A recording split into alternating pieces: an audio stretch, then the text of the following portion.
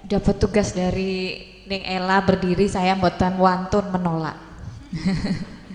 Bismillahirrahmanirrahim. Assalamualaikum warahmatullahi wabarakatuh.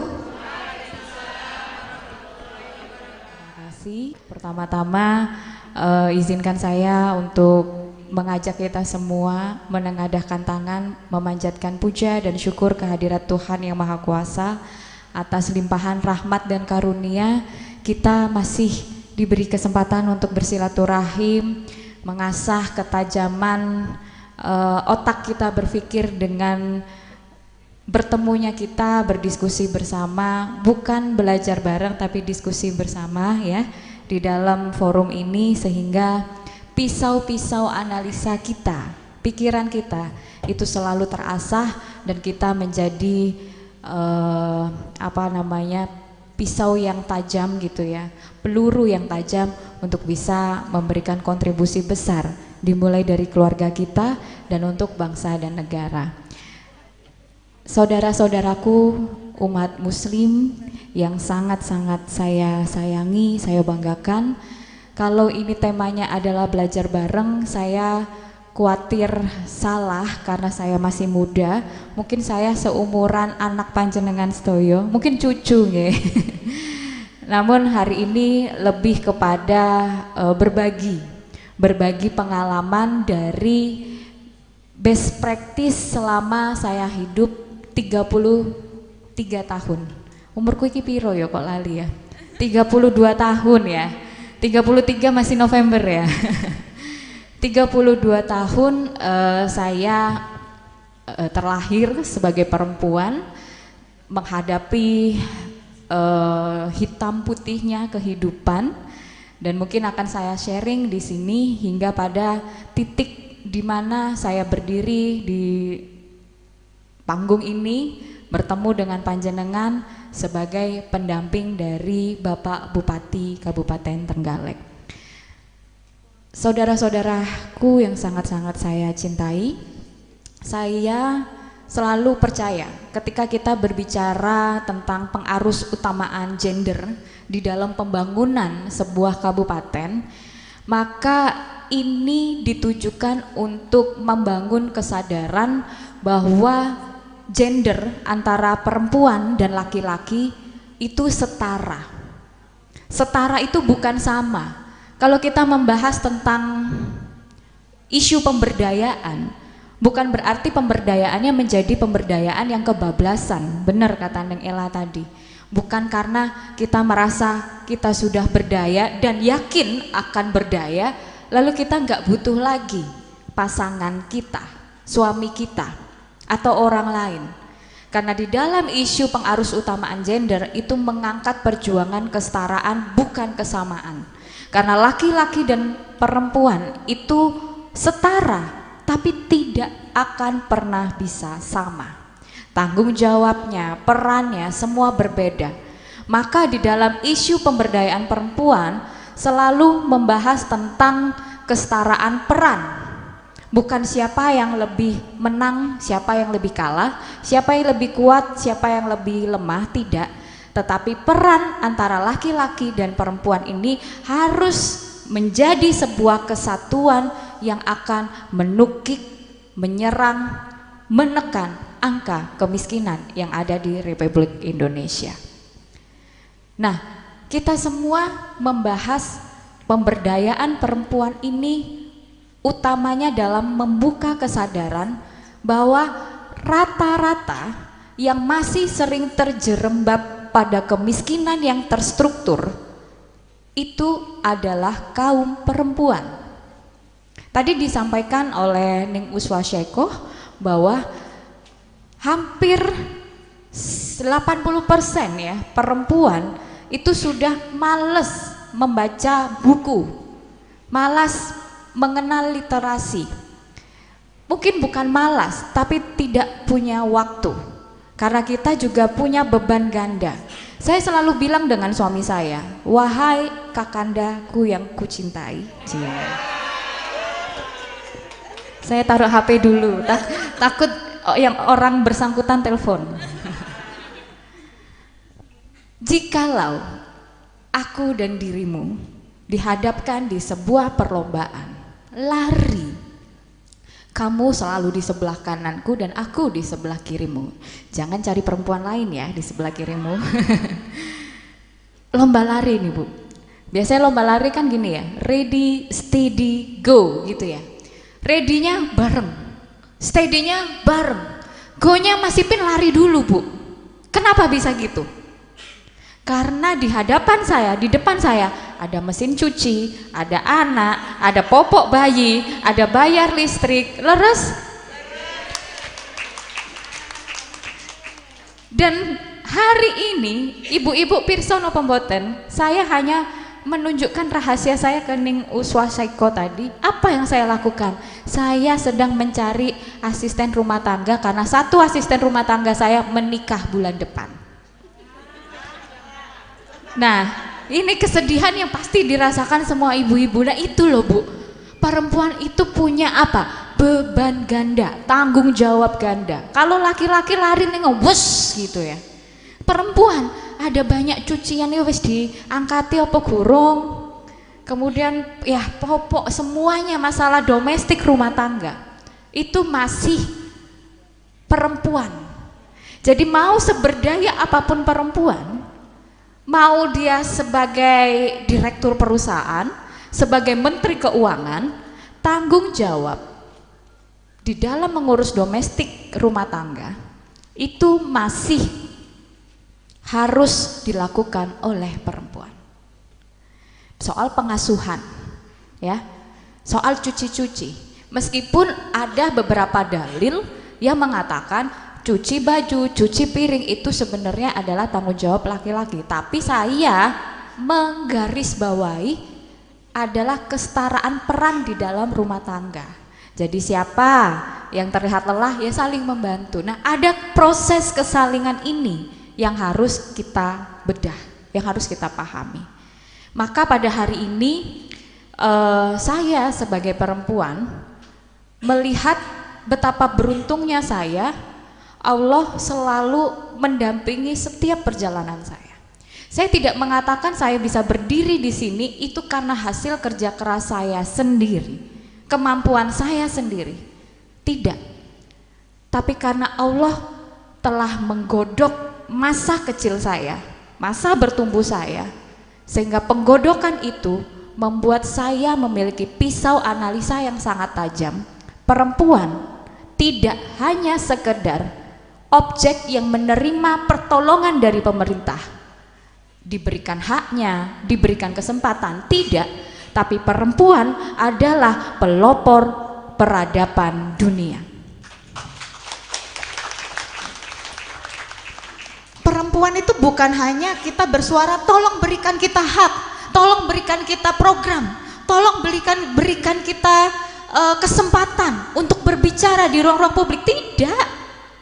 Hari ini kita masih berbicara bahwa kesetaraan gender, pemberdayaan perempuan hanya pada titik pemberian hak, ya. Masih perempuan masih belum sadar, belum menyentuh titik kesadaran bahwa kita ini bukan hanya objek, tapi kita subjek. Dimulai dari siapa? Dimulai dari isu pengasuhan di dalam rumah. Nah, membahas tentang pengasuhan, saya sedikit membocorkan rahasia dari Ibu Yeni Wahid karena kebetulan dengan beliau juga sering berwhatsappan dan ini salah satu kutipan rahasia yang boleh dibocorkan. Karena ini yang disampaikan beliau pada beberapa minggu yang lalu ya, beberapa hari yang lalu dalam sebuah forum yang dimana saya dan beliau kebetulan dipertemukan di dalam satu panggung. Ibu-ibu yang saya sayangi, tahu atau tidak bahwa menjadi seorang Yeni Wahid itu tidak tiba-tiba jatuh dari pohon tiba-tiba mak geruduk gitu. Menjadi sosok aktivis perempuan tidak hanya di Indonesia tapi di dunia. Tepuk tangan untuk Ibu Yeni Wahid. Apa yang membuat Ibu Yeni Wahid menjadi figur perempuan, aktivis perempuan dunia? Karena beliau melihat contoh pengasuhan yang ada di dalam rumahnya, Gus Dur dan ibunda. Apa yang dilakukan Gus Dur sebagai seorang aktivis, di mana setiap orang datang gak mungkin gak nyari dompetnya, paham gak? Jadi ada orang datang, Gus Dur minta pembangunan ini, nyoh. Gus Dur, anakku gak bisa sekolah, nyoh, gitu gak?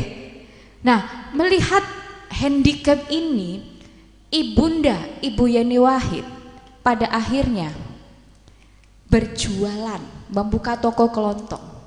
Dan Ibu Yeni Wahid pun berbicara, kami anak-anak Gus Dur tidak mungkin bisa beli TV kalau ibu kami tidak bekerja. Nah, nggak banyak yang tahu kan? Kami anak-anak Gus Dur tidak mungkin bisa sekolah dan punya keberanian seperti ini kalau tidak melihat ibu kami yang berani sebagai seorang entrepreneur. Tepuk tangan untuk perempuan lainnya. Lalu Yeni Wahid berkata, saya berada di dunia kaum laki-laki, menjadi pembicara di tingkat dunia. Saya mengawali dari mana?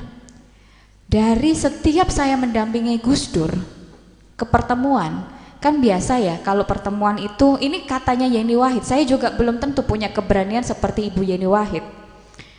Setiap mendampingi Gus Dur acara, selalu ada beberapa Bu Nyai gitu ya, mengajak Bu Yeni, ayo di sebelah ibu-ibu. Kan memang kalau kita acara kan laki-laki sendiri, perempuan sendiri, leres nggak Bu? Nah, hebatnya Bu Yeni, beraninya Bu Yeni tuh berpikir gini, kalau saya berkumpul dengan ibu-ibu, saya nggak bisa nguping pembicaraan bapak-bapak, karena biasanya pembicaraan yang seru itu pembicaraan di meja bapak-bapak, katanya Bu Yeni. Jadi Bu Yeni menggunakan kreativitasnya untuk berbicara, "Boten, saya diutus dampingi Gus Dur." Jadi meskipun Gus Dur tidak bicara gitu, beliau tetap di sebelah Gus Dur dari beliau kecil. Sehingga itu loh yang membentuk konstruk pemikiran Ibu Yeni Wahid, memahami semua isu permasalahan, tidak hanya sekedar isu pengasuhan meskipun sumbernya akan kembali pada pengasuhan. Nah, ini yang saya ingin tularkan kepada ibu-ibu semuanya di sini, keluarga saya semua, bahwa ketika kita ingin mencapai sebuah pemberdayaan diri, maka semua harus diawali dari keluarga. Kalau kita sudah berhasil berdaya, maka harus pertama dikembalikan untuk keluarga. Orang yang produktif, anaknya pasti produktif. Kebanyakan anak-anak di dalam rumah itu ibarat kertas putih. Mereka itu sudah siap untuk dicoret-coret oleh kedua orang tuanya. Nah, maka dari itu ini loh tugas kita sebagai orang tua. Kita mau menjadi figur dan teladan seperti apa untuk anak-anak kita. Kalau anak-anak kita berharapnya ingin menjadi presiden, maka kedua orang tua ini, sepasang kedua orang tua ini harus mulai bergerilya sejak anak mungkin belum lahir, dibacakan pidato-pidato Bung Karno misalnya. Loh, ini perjuangan loh Bu. Jangan pikir perjuangan sebagai perempuan hanya ketika perdagangan aja, Bu, ini 10.000 3. Enggak. Dimulainya dari anak di dalam perut. Kita ketika membuat anak, kita harus berpikir anak kita harus hantarkan sebagai apa dan harus memberi dampak apa untuk dunia. Kalau kita punya anak pengen jadi seperti Gus Dur, dengarkan pidato-pidato Gus Dur. Kita punya anak kepengen jadi kayak Bung Karno, dengarkan lantunan Al-Quran, pidato Bung Karno. Kalau pengen punya anak penyanyi seperti siapa ya penyanyi itu? Nisa Sabian, dengarkan. Nah, kemudian ketika anak lahir, temukan pendidikan yang bisa mengantarkan masa depan sesuai dengan apa yang kita harapkan kepada anak-anak. Dan lagi-lagi yang harus menjadi catatan, ketika kita sudah mengantarkan anak di tingkat SMA, itu kita hanya punya harapan. Kita tidak bisa mengintervensi anak ingin menjadi apa. Karena kalau melihat dari karyanya Khairil Gibran, anak itu adalah jiwanya sendiri. Leres nggih? Jadi tugas kita adalah mendampingi anak dan menjadikan diri kita teladan yang bisa dicontohkan anak. Saya itu pikir itu hanya materi, Bu, hanya teori. Tapi ibu-ibu tahu tidak? 3 hari yang lalu anak saya punya 3 anak, mungkin belum seproduktif ning uswah ya. Saya harus belajar lagi padahal kayaknya. Saya itu ngomong sama Mas Ipin, pengen punya anak lagi. Mas Ipin pura-pura nggak denger. Anakku wes akeh nang Trenggalek gitu. Oke, saya 3 hari yang lalu, 3 anak saya, 2 perempuan 1 laki-laki, dapat layangan jatuh, Bu. Layangannya ada apa, sampahnya Daya itu loh, Daya cuci baju itu loh, Bu, dibuat layangan jatuh di halaman belakang. Nah, layangan itu dibuat anak saya yang perempuan 2, Siva dan Aisyah, seperti seremoni menerima penghargaan. Layangannya di tengah, mereka berdua salaman begini. Ada fotonya, nanti saya kirim di Instagram, saya posting. Ada yang follow Instagram saya? Nah, itu kayak menerima penghargaan begini. Nah, begitu saya tanya, kok bisa kayak menerima penghargaan? Kenapa? Karena aku terinspirasi dari mama. Loh, jawabannya. Apa yang saya lakukan? Hampir di beberapa kegiatan saya bekerja, memang saya sebisa mungkin melibatkan anak. Contohnya, kemarin dapat undangan Hari Kemerdekaan Amerika, di mana ada konsulat jenderal, semua orang-orang di Jawa Timur hadir, kemudian beberapa orang-orang penting, pejabat-pejabat Amerika yang ada di Indonesia juga hadir. Ibu percaya apa tidak? Dari semua undangan tidak ada yang membawa anak. Saya membawa 3 anak tanpa babysitter.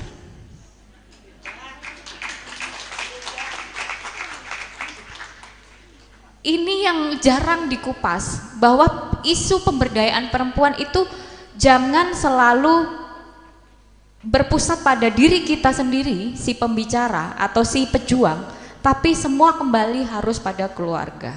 Nah, maka dari itu pada kesempatan yang berbahagia ini, mungkin nanti saya akan lebih aktif tanya jawab aja kepada ibu-ibu semua. Hari ini saya tadi disebut Womenpreneur Indonesia Network, itu adalah tugas yang diberikan Ibu Bintang. Ibu Bintang Puspayoga, ada yang tahu siapa itu? Ada yang tahu? Ya, ada yang tahu 1. Ibu Bintang Puspayoga itu, ini menarik loh kalau bikin kuis. Ayo, ada hadiah kan? Ayo maju yuk, 3 yuk.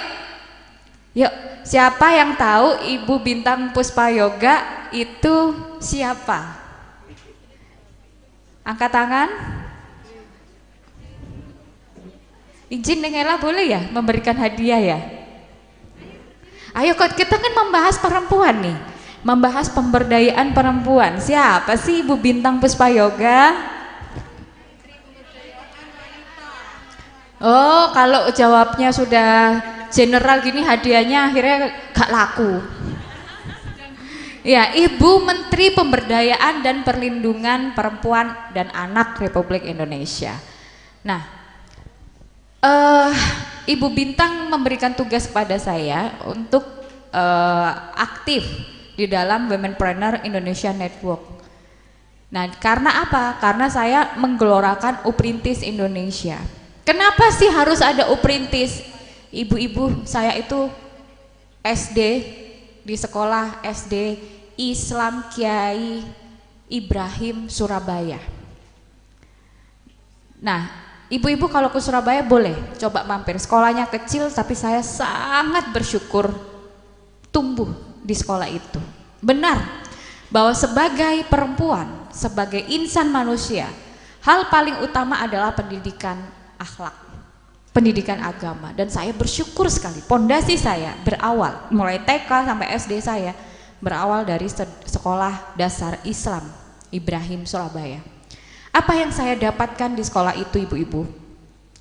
Saya menyadari satu hal, kebaikan yang luar biasa itu tidak mungkin datang dari orang yang ujiannya biasa-biasa saja. Laras? Kebaikan yang luar biasa itu tidak mungkin hadir pada orang yang bermunajatnya itu biasa-biasa saja. Saya Novita kecil sekolah di situ, pendidikan agama mulai pendidikan dasar ya, PPKN, bahasa Indonesia dan lain sebagainya, sampai ke fikih, bahasa Arab, semua saya pelajari. Sempat karena saya overload otaknya untuk hafalan Al-Quran tiap hari, saya naik sepeda keliling kompleks sampai ketahuan ibu saya, loh kamu nggak masuk sekolah ya? Kenapa? Ya aku nggak bisa hafalan. Itu pernah. Di satu sisi kenapa saya nggak masuk sekolah? Karena saya adalah anak yang menjadi korban bullying di sekolah. Bully, pembulian. Ada yang tahu pembulian apa? Ada? Ada ya? Dilok-lokke.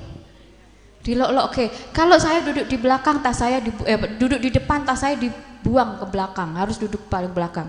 Kalau nilai saya 100, dilok-lokke. Akhirnya nilaiku tak elek-elek nih. Karena saya siswa berprestasi pada saat itu. Satu kelas itu 46 siswa kalau nggak 50, 46 ya, 46 siswa. Dan saya alhamdulillah selalu ranking 46 dari 46 siswa.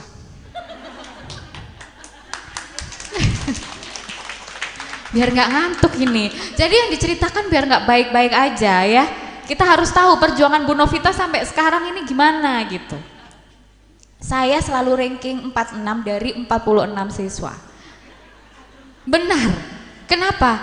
Karena saya nggak pernah belajar. Setiap pulang sekolah, saya bermain.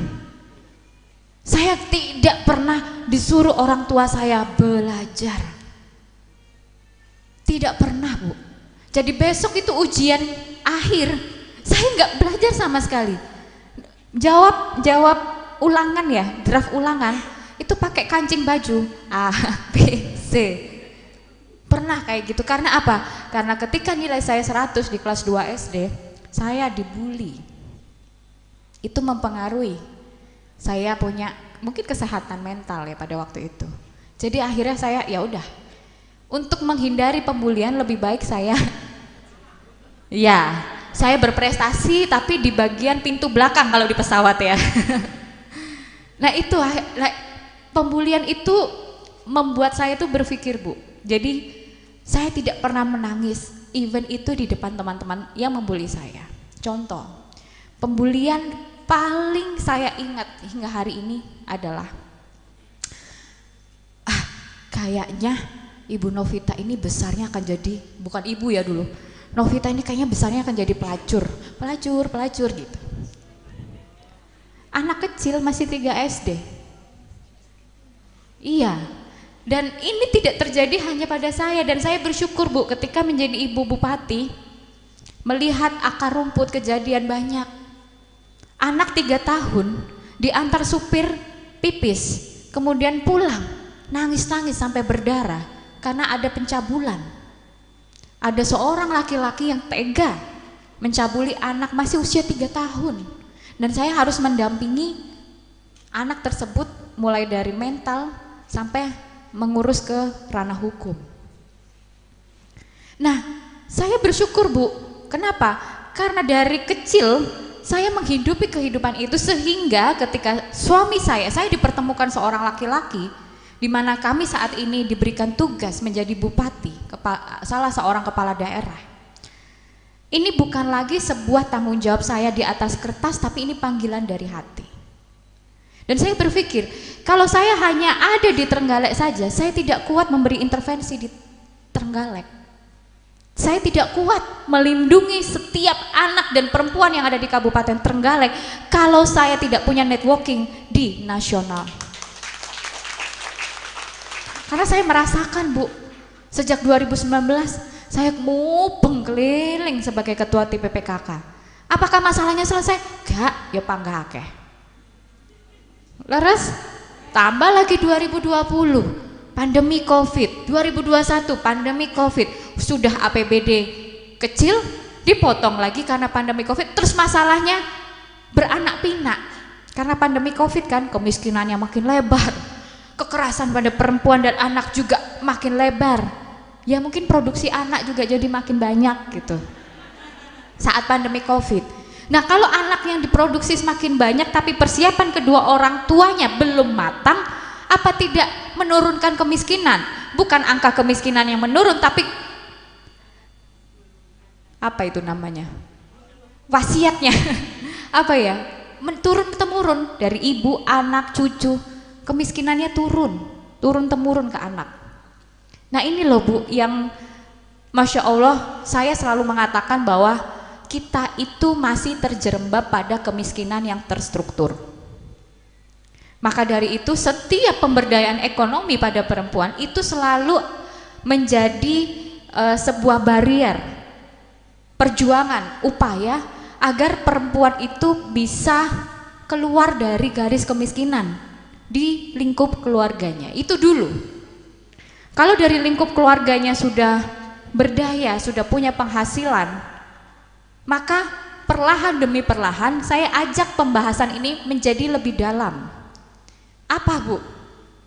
Kita hari ini ada di tahun 2023. Ayah saya almarhum dulu lahir di tahun 1934, jauh sebelum Indonesia merdeka. Jadi setiap saya tidur, saya selalu didongengkan tentang perjuangan beliau untuk sekolah. Harus sembunyi dari VOC, ya, harus sembunyi dari penjajah. Sampai beliau harus berangkat dari rumah jam 2 pagi setiap hari. Mendengar perjuangan beliau tentang pahlawan-pahlawan dulu, harus mengorbankan darah, harus bersenjatakan apa? Tombak, bambu runcing. Apakah kita saat ini benar-benar merdeka? Saya tanya. Kemerdekaan telah direbut oleh Bung Karno 1945, dan di dalam Indonesia merdeka ada sebuah pondasi yang membuat Indonesia ini kuat di tingkat dunia. Namanya adalah Pancasila yang lahir tanggal 1 Juni 1945. Ada 5 sila yang ada di kehidupan kita. Waktu bergulir, Bu. Apakah saat ini kita bisa dibilang merdeka? Belum. Setelah Bung Karno lengser, apa yang terjadi kepada Indonesia? Apa? Dan sebelum Bung Karno lengser, ada fenomena yang ini diceritakan oleh suami saya. Jadi dulu Bung Karno itu bersahabat dengan John F. Kennedy. Ini saya cerita sejarah dulu ya, Bu, ya. Karena perempuan kalau tidak bersahabat dengan sejarah, kita itu berjuangnya untuk siapa sih? Ya kayak ngawang gitu loh, Bu. Makanya saya ajak seluruh pengurus Fatayat se-Kabupaten Trenggalek harus bisa menjadi agen pejuang perempuan dan anak di Kabupaten Trenggalek. Landasannya saya ceritakan. Sebelum Bung Karno lengser, semua saya yakin sudah pasti tahu sejarah bagaimana Bung Karno merebut kemerdekaan RI. Sampai ada Pancasila, sampai Bung Karno diakui kepemimpinannya di tingkat dunia. Dan pada saat itu kiblatnya masih Amerika, ya. Amerika sangat-sangat menguasai dunia. Dan hanya Bung Karno yang bisa dekat bersahabat dengan John F. Kennedy. Sehingga apa? Dari persahabatan kedua orang hebat ini, mereka menuai kesepakatan. Pertama, tentang Freeport. Ya, ada yang tahu Freeport? Freeport ini dikelola 50%. hasil dari kesepakatan John F. Kennedy dengan Bung Karno. Kemudian nuklir, Amerika bersedia menanamkan sahamnya atau membuat bagian lahan di Indonesia untuk memproduksi nuklir sendiri. Bayangkan ya, kalau Indonesia punya nuklir, betapa powerfulnya kita dalam hal pertahanan negara. Nah, mereka menuai kesepakatan, Bu, deal. Kemudian John F. Kennedy terbang ke Indonesia. Ketika John F. Kennedy terbang ke Indonesia, sampai di Indonesia, John F. Kennedy dibunuh, ditembak. Dok. Tidak lama setelah John F. Kennedy dibunuh, Bung Karno dilengserkan. Dan apa yang terjadi setelah Bung Karno dilengserkan? Freeport tetap berjalan, dikirim ke Amerika, tapi pembagiannya Ibu tahu tidak? Indonesia hanya mendapatkan 2% dan sisanya untuk Amerika. Nah, maka dari itu kita bersyukur ada Bapak Joko Widodo yang kembali menghadirkan sejarah itu di tahun-tahun kepemimpinannya, sehingga Freeport saat ini menjadi kembali dikelola oleh negara. Tidak boleh Amerika mengelola. Kemudian Ibu tahu, apakah hanya berhenti di peralihan Amerika itu saja di Indonesia? Ternyata tidak, Bu. 2023 kita lihat ya, Bu, banyak sekali program-program pemberdayaan dari Amerika, dari Malaysia, dari Cina ke Indonesia. Perlahan demi perlahan itu membahasakan bahwa Indonesia butuh perjuangan keras untuk bisa berdikari di atas kaki sendiri. Hari ini kita itu sedang dijajah. Dijajah apa? Apa nih yang paling terlihat? Penjajahan atas nama kebudayaan. Hari ini coba Ibu tanya cucu panjenengan, anak panjenengan, ada yang bisa main gamelan apa tidak? Ada yang bisa nari Blackpink? Pasti semua bisa. Siapa yang tidak tahu Blackpink? Coba. Blackpink ada yang tahu? Tahu. Semua, Bu. Susah, Bu, itu dihilangkan karena mereka kalau ibarat kader, mereka kader militan loh. Bling-bling Indonesia. Bling-bling sedunia. Ini seorang 4 perempuan dari Korea bisa keliling dunia, bahkan di Amerika, dari negara Asia, semua menyambut Blackpink. Ini penjajahan atas asas kebudayaan. Kita tidak sadari itu, sehingga isu pemberdayaan perempuan ini tidak hanya mencakup pada sektor ekonomi saja, tapi pada sektor kebudayaan. Ada 3 pilar penting yang ibu-ibu harus catat sepulang dari sini. Berjuanglah di atas 3 pilar ini. Pertama, apa? Perempuan harus berdaya secara intelektual. Perempuan harus berdaya secara ekonomi. Dan yang ketiga, perempuan harus berdaya dalam hal politik. Karena di dalam politik kita bisa membuat Indonesia berdikari di atas kaki sendiri. Terima kasih. Itu mungkin yang bisa saya sampaikan. Tolong kesempatan yang baik ini dibuka untuk diskusi sebanyak-banyaknya, karena mumpung saya di sini, Bu. Karena biasanya ini bulan Juni, bulan Juli kalau boleh ditanya ke Mbak Rani sudah full semua. Bulan Agustus juga udah full. Dan saya memastikan diri saya di sini, saya berkomitmen kapanpun Ning Ella dan Fatayat Muslimat memanggil, saya akan selalu menyelipkan menjadi agenda prioritas saya. Terima kasih. Akhirul kalam, wabillahi wal taufiq wal hidayah. Wassalamualaikum warahmatullahi wabarakatuh. Assalamualaikum warahmatullahi wabarakatuh. Mohon izin Umi Ella, Bu Ulfa, ingin bertanya bahwa Dari yang telah disampaikan oleh Ibunda Novita, beberapa yang disampaikan adalah perempuan berdaya. Nah, yang saya ingin tanyakan, karena Ibu Novita ini sebagai ketua tim penggerak PKK di Kabupaten Trenggalek yang mana sudah mendampingi di perempuan-perempuan di Kabupaten Trenggalek, saya ingin bertanya bahwa perempuan berdaya dalam perspektif Ibu Novita yang telah mendampingi perempuan-perempuan di Trenggalek. Seperti itu. Terima kasih. Wassalamualaikum warahmatullahi wabarakatuh. Pelopor peradaban ini, kalau kita membicarakan pelopor itu sebuah fenomena bahwa dia mengajak gitu. Jadi bukan dia sebagai followers, tapi dia sebagai kreator. Ibu-ibu tadi saya sampaikan bahwa di awal ketika Novita Hardini kecil, saya SD, saya menjadi penjual kerupuk. Ya, ini nggak tahu apakah ibu-ibu di sini sudah tahu apa belum. Jadi saya berusaha untuk menyadarkan diri saya bahkan ketika saya tidak kekurangan suatu apapun. Sekolah saya sudah dibayari, orang tua masih lengkap, tapi saya berjualan kerupuk sejak kelas 2 SD. Saya setiap hari menerima penghasilan sekitar 50.000 sampai 100.000. Saya kumpulkan, saya tabung.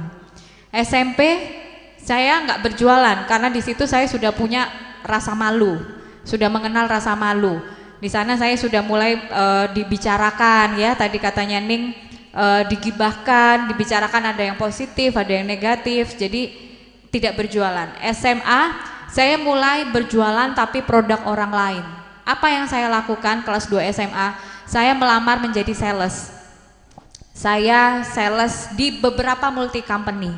Ada sales kecap, sales kartu smartphone, belum smart ya, dulu masih HP jadul ya, kayak Smartfriend, kemudian Indosat dan lain sebagainya. Dan uangnya saya kumpulkan. Ibu-ibu tahu tidak apa yang melandasi saya bisa bekerja atas kemauan saya sendiri? Karena saya berpikir kalau kita tidak punya cita-cita atau mimpi yang besar, maka itu nggak bisa menggerakkan kita punya kekuatan. Saya melihat ibu saya lulusan SD, hanya lulusan SD dan tidak punya keterampilan sama sekali. Bapak saya sangat-sangat intelektual, punya keuangan yang cukup. Sehingga bapak saya boleh saja dong kalau dikatakan bapak saya ingin menggunakan haknya untuk berpoligami. Saya tidak pernah melarang itu, bahkan dengan bapak saya. Dan bersyukurnya saya selalu terlibat dialektika dengan bapak saya dengan sangat-sangat terbuka. Saya tidak merasa saya sebagai anak beliau, tapi saya sebagai murid beliau dan juga sahabat beliau. Jadi ketika beliau menyampaikan ingin berpoligami dan lain sebagainya, ya saya hanya ingin mencari sebanyak-banyaknya data tentang perspektif beliau secara laki-laki, ya, sebagai laki-laki, karena saya perempuan. Kalau kita ngomong perempuan, ya jangan poligami lah, apa bla bla begitu kan. Jangan poligami, mama saya aja, pasti gitu. Tapi saya selalu berusaha memahami perspektif bapak saya sebagai laki-laki. Sehingga yang saya lakukan apa, Bu, terlibat obrolan itu? Saya berjualan. Apa yang mendasari saya berjualan? Karena saya melihat ibu saya. One day, kalau istri bapak saya yang satunya lagi lebih cantik, lebih bisa menyenangkan bapak saya, maka ibu saya kapanpun bisa ditinggal. Tidak hanya ditinggal berpaling, tapi mungkin ditinggal karena faktor usia. Itu yang selalu menghantui perasaan dan pikiran saya. Sehingga setiap kali saya mendengar lagu Coklat ya waktu itu, saya sedih karena takut kematian akan memanggil bapak saya di saat ibu saya tidak punya keterampilan apapun. Jadi hasil uang jualan tuh saya tabung. Kelas 2 SMA saya jadi sales di multi company. Saya sekolah dari jam 6 pagi sampai jam 1, After sekolah saya kerja setiap hari, makanya saya tidak pernah punya pacar. Tidak ada waktu untuk saya bergibah karena memang untuk bekerja. Jadi kalau saya ditanya saya punya teman perempuan berapa, nggak ada. Tapi teman saya itu hanya 4 dan ini laki-laki semua. Kalau ngomong sama laki-laki membuat saya tuh punya pikiran kayak ya kerja gitu. Paling yang ngomong Cek Ayu nih Rek, sekali gitu. Tapi kalau sudah jejer sama perempuan, wah sing diomongno dari A sampai Z, sampai rambutnya ada yang abang dikit diomongi gitu. Dikulitin. Nah itu saya menghindari membicarakan orang lain. Nah karena apa? Karena memang saya sudah habis waktu untuk bekerja. Singkat cerita Bu, saya mau kuliah. Kakak saya beda ibu ini, beda ibu ya. Saya kalau dari ibu saya tunggal, tapi kalau dari beda ibu saya punya beberapa. Nah kakak saya bilang, wong wedok iku ujung-ujungnya nang dapur, cuman di dapur. Ngapain kamu kuliah? Saya tidak punya keberanian diri untuk menjawab saat itu, hanya diam saja dan menunduk. Saya melihat mata bapak saya aja dulu nggak berani, karena memang kalaupun diskusi ya saya harus menunduk. Hanya ketika kakak saya pergi, saya baru bicara dengan bapak saya, karena kan kedekatan dengan bapak. Saya bilang sama bapak, Bapak tolong izinkan saya kuliah gitu. Kenapa kamu mau kuliah? Karena saya sadar saya tidak bisa merubah perekonomian keluarga kalau ilmu saya kurang. Ilmu saya kurang, saya masih lulusan SMA. Maka saya butuh belajar lagi, butuh belajar lagi. Akhirnya bapak saya mengizinkan. Ya udah, tapi aku cuma punya uang 2 juta. Sementara uang gedungnya pada waktu itu 9 juta. Lalu saya bilang, saya punya tabungan. Kaget juga bapak saya punya tabungan. Jadi selama saya kerja, bapak saya nggak tahu. Taunya saya pamit belajar kelompok. Pas saya punya tabungan, kakak saya nggak bisa ngapa-ngapain, orang saya berdaya. Nah ini loh Bu, maksud saya kenapa perempuan berdaya, kenapa perempuan harus menjadi pelopor. Ketika kita dikoyak dengan stigma, kita punya suara sendiri. Kita mampu memimpin diri kita sendiri. Mau dibawa kemana sih masa depan kita? Ada uang untuk bayar uang gedung. Semesternya Bu, per semester 4 juta. Karena memang saya nggak sempat lagi mengikuti ujian UNER ya, sekolah negeri itu nggak sempat, kerja terus. Ya mau nggak mau saya harus di swasta. Per semester 4 juta. Itu saya Bu mempertaruhkan benar-benar. Mungkin saya belum menjadi kepala keluarga waktu itu. Tapi itu basic yang membuat saya kuat sampai sekarang, hingga ketika ayah saya pada akhirnya menemui ajalnya, dipanggil lahiriah oleh kematian. Pada saat itu saya hanya mengatakan satu kalimat yang membuat ayah saya legowo. Karena pada waktu itu kayak sakaratul maut, ayah saya kayak mau meninggal, kemudian kayak kembali lagi. Karena kan saya anak tunggal, anak perempuan yang paling disayang. Beliau kayak gak tega meninggalkan saya dengan banyak sekali kebutuhan pada waktu itu.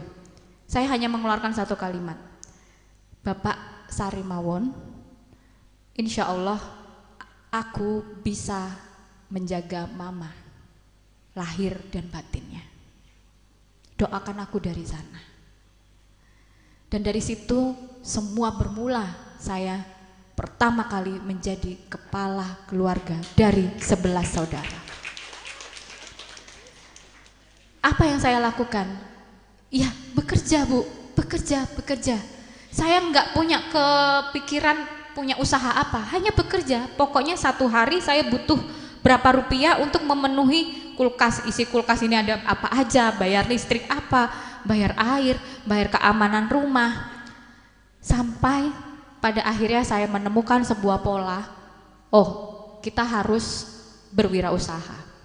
Jadi sedikit demi sedikit uang kerja saya pakai untuk modal. Saya berjualan, ada box sepatu. Dari hasil jualan itu, Masya Allah, Allah baik sekali sama saya. saya diizinkan untuk memenuhi nazar saya, karena dulu saya itu dipinang sama laki-laki, saya menolak karena saya tidak mungkin meninggalkan tanggung jawab saya untuk berpindah ke laki-laki lain kalau ini belum tuntas. Jadi saya punya nazar, saya tidak akan pernah mau menikah kalau ibu saya belum punya rumah. Karena pada waktu itu saya masih berpindah kontrakan.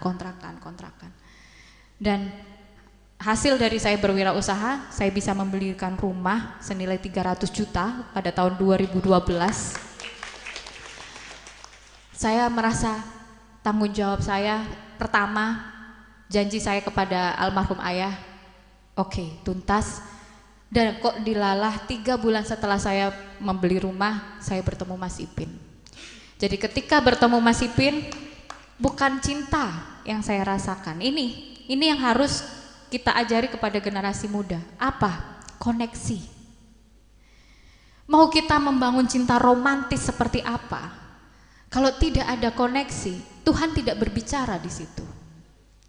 Tuhan tidak menggerakkan hati kita, hanya nafsu kita sebagai manusiawi, ganteng, kaya, romantis. Sehingga kalau suami kita nggak romantis, ya kok nggak romantis sih, kesel sendiri kita. Iya, gerudel sendiri. Tapi meskipun Mas Ipin nggak pulang 24 jam, saya anak ketiga lahiran Mas Ipin nggak ada, tidak ada satupun rasa marah, benci saya kepada Mas Ipin. Karena ada koneksi.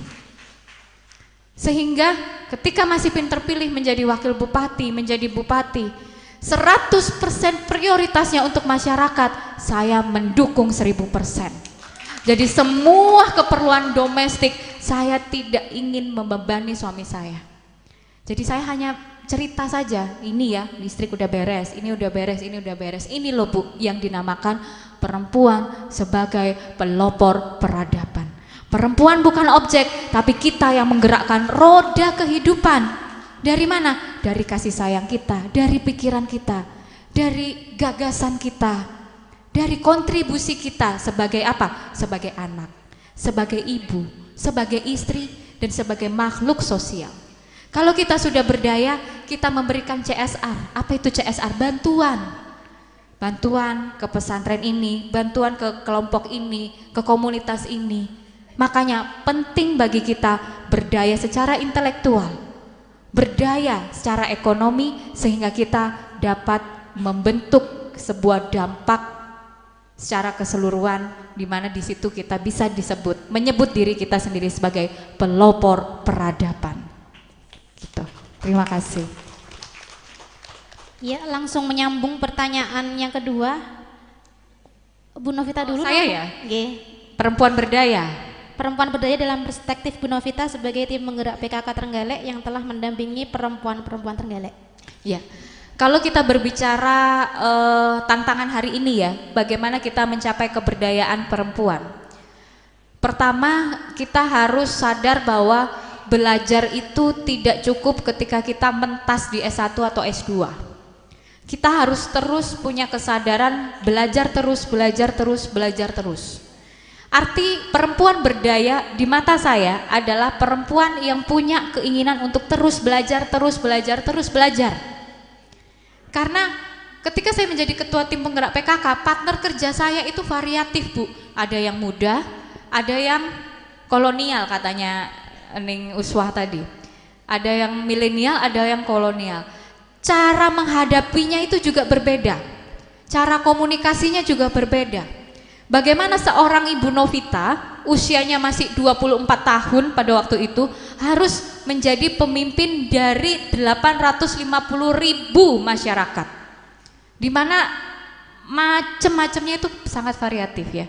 Ada yang tukang gerutu, ada yang pasif, ada yang sangat aktif sampai kebablasan, ada yang ya maaf menjual-jual nama kita demi kepentingannya sendiri, macam-macam.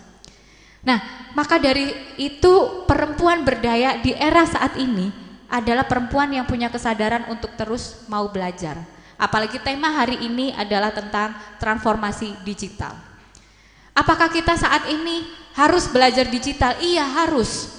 Karena ibarat kata dulu itu kita berperangnya dengan tombak, sekarang kita menggunakan digital sebagai media kita berjuang. Kita sebagai guru gunakan media digital. Kita sebagai politikus pakai digital, kita sebagai pedagang apalagi.